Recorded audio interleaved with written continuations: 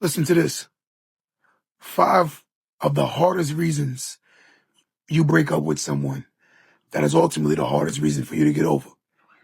Number 1, when you break up with someone you love, not because you don't love them, but more so because they don't know how to love you properly.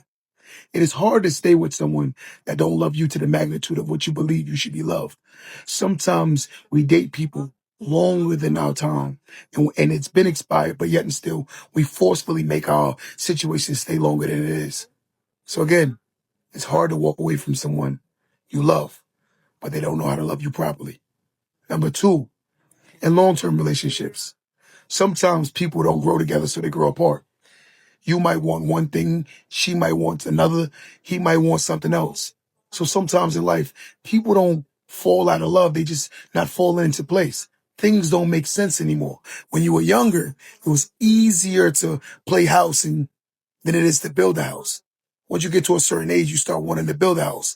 But sometimes some people still want to play house. Number 3, money.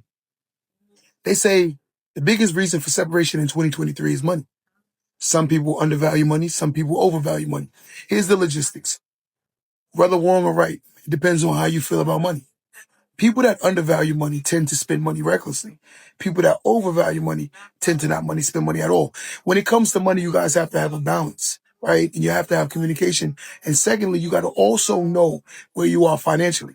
A lot of the times when you don't know where you are financially, you tend to overly exploit yourself in a positioning that makes another person that you're dating very uncomfortable. It is very uncomfortable when you have bills and you don't know where the money's coming, but yet and still your partner is wasting money. That's unhealthy.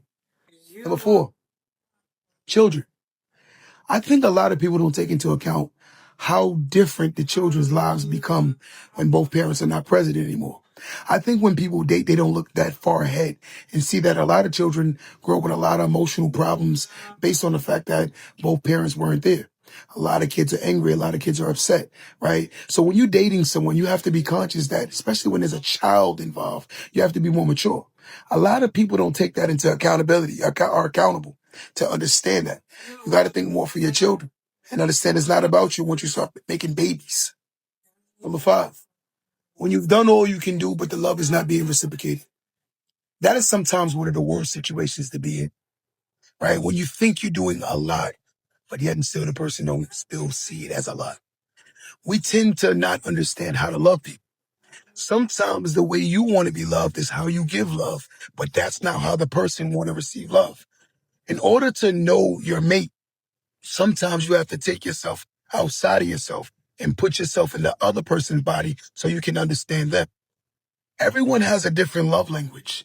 Sometimes the way you love, the person don't want to be loved. The way you want to be loved is different from the way they see love. So understand your mate. So sometimes that's some of the biggest breakups is because it's not that the two people didn't love each other.